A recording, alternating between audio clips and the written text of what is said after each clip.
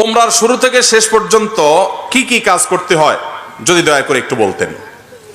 উমরার কাজগুলো খুব বেশি না, আমরা মনে করি উমরা অনেক জটিল কোনো কাজ। উমরা পারফর্ম করা এটা খুব সহজ একটা কাজ। সর্বপ্রথম কাজ হলো আপনার দেশ থেকে আপনি যখন যাবেন মিকাতে গিয়ে গোসল করে উত্তম রূপে হাতের চুল নখ ইত্যাদি, শরীরের চুল নখ ইত্যাদি থাকলে অবাঞ্ছিত এগুলো কেটে পরিষ্কার হয়ে ফ্রেশ হয়ে গোসল করে এহরামের কাপড়, সেলাই ছাড়া কাপড় পরবেন, পরে লাব্বাইকা উমরাতান নিয়ত করবেন। কারো পক্ষ থেকে করলে লাব্বাইকা উমরাতান আন অমুক অমুক মনে মনে নিয়ত করলে হবে, জমুকের তরফ থেকে লাব্বাইকা উমরাতান, বাস নিয়ত করে ফেললেন। এরপরে আপনি রওনা দিবেন। সাধারণত বিমানে গেলে মিকাত থেকে এহরাম পরা যায় না, তাহলে আপনি ঢাকা এয়ারপোর্ট থেকেও পড়তে পারেন, অথবা এহরামের কাপড় নিয়ে বিমানে ঘোষণা দেয় যে এখন আমরা মিকাত ক্রস করব, তখন আপনি পরে ফেলতে পারেন যদি অল্প সময় পান। আর নাহলে এখান থেকে এহরামের কাপড় পরে থাকলে নিয়তটা তখন করলেন লাব্বাইকা উমরাতান, বাস শুরু হয়ে গেল এহরাম পরা, একটা কাজ শেষ। এহরাম পরার পরে আপনি তালবিয়া পড়বেন, লাব্বাইক আল্লাহুম্মা লাব্বাইক লাব্বাইক লা শারীকা লাক লাব্বাইক ইন্নাল হামদা ওয়ান নি'মাতা লাকা ওয়াল মুলক লা শারীকা লাক। এটা পাঠ করতে করতে আপনি পুরো পথে যেতে থাকবেন। পুরুষরা জোরে জোরে পাঠ করবে, মহিলারা আস্তে আস্তে, বাস দুইটা কাজ হয়ে গেল। এহরাম পরা, গোসল করে উত্তম রূপে মিকাত থেকে নিয়ত করা এবং তালবিয়া পড়তে থাকা।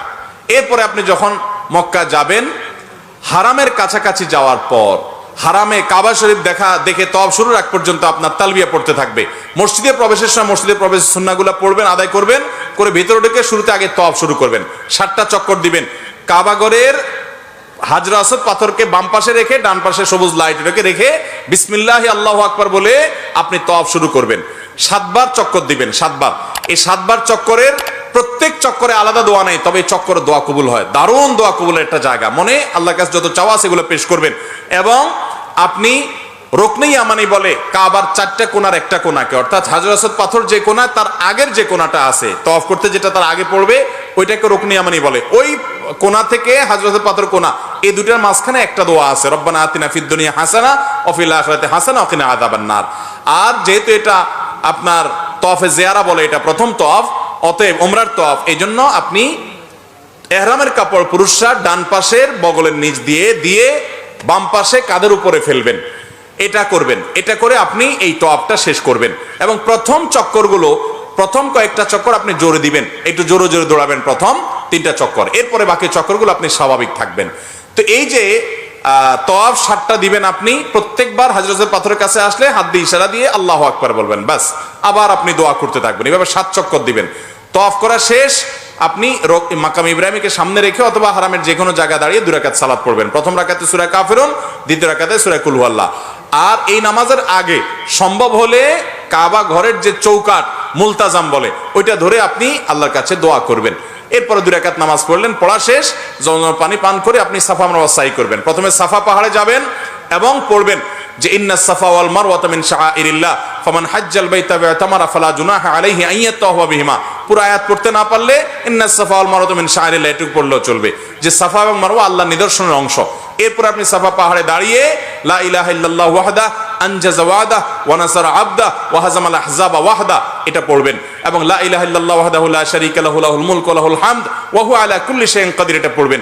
এরপর আপনি কিবলার দিকে ফিরে 2 হাত তুলে, ওই যে কাবা শরীফের দিকে ফিরে 2 হাত তুলে মন খুলে দোয়া করবেন। দোয়া কবুলের জায়গায় সাফা পাহাড় থেকে নবী সাল্লাল্লাহু আলাইহি ওয়াসাল্লাম সর্বপ্রথম ইসলাম প্রকাশ্যে প্রচার শুরু করেছেন, সেই স্মৃতি বিজড়িত জায়গা আপনি দোয়া করবেন।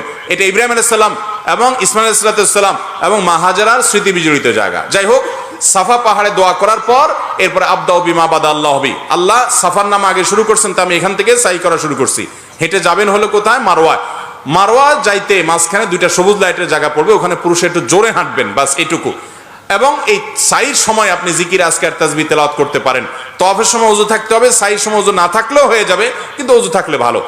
এবং তওয়াফ সাইয়ের মধ্যে ওযু ছুটে যায়, ওযু করে এসে আবার যেখান থেকে ছুটছে ওখান থেকে আবার কন্টিনিউ করতে পারবেন। মারওয়া পাহাড়ে চলে গেলেন, সেখানে গিয়ে আবার ওই যে কাবার দিকে ফিরে সাফা পাহাড়ে যা যা করেছেন ঠিক একইভাবে সবগুলো করবেন এবং দোয়া করবেন। ওখান থেকে আবার আপনি সবগুলো দোয়া পড়বেন। ওখান থেকে আবার আপনি সাফা পাহাড়ে আসবেন, তাহলে সাফা থেকে মারওয়া গেলেন একটা চক্কর, মারওয়া থেকে আবার আসলেন আরেকটা, আবার গেলেন আরেকটা, এভাবে মোট 7টা চক্কর দিতে হবে। সাফায় শুরু হবে, মারওয়া গিয়ে শেষ হবে। যে আসলে একটা না, গেলে একটা, গেলে আরেকটা, আসলে আরেকটা, এবার মোট 7টা হবে। 7 চক্কর শেষ, আপনার উমরা শেষ। এরপরে পুরুষরা মাথা চুল চেঁচে ফেলবেন, নাচ আসতে পারলে পুরো মাথার চুল ছোট করতে হবে, 2-4টা সামান্য একটু ছোট করলে হবে না। মহিলারা তাদের মাথার চুলে সামান্য অল্প একটু ছোট করলে হবে। তাদের ইহরাম হলো তারা স্বাভাবিক পোশাক আশাক পরবে, অতিরিক্ত সাজসজ্জা করবে না, এবং তারা মুখমণ্ডল এটার উপরে যদি ওড়না দিতে হয় অন্য পুরুষরা থাকে তাহলে সেটা যাতে আপনার মুখ বেঁধে রাখা না হয় সেটা খেয়াল রাখবে, কাপড় টেনে রাখবে যাতে পরপুরুষরা না দেখতে পারে। আর কোথাও পরপুরুষ না থাকলে মুখ খোলা রাখবে এহরাম পরা অবস্থায়। আর এহরাম পরা অবস্থায় পুরুষরা সুগন্ধি ব্যবহার করবে না।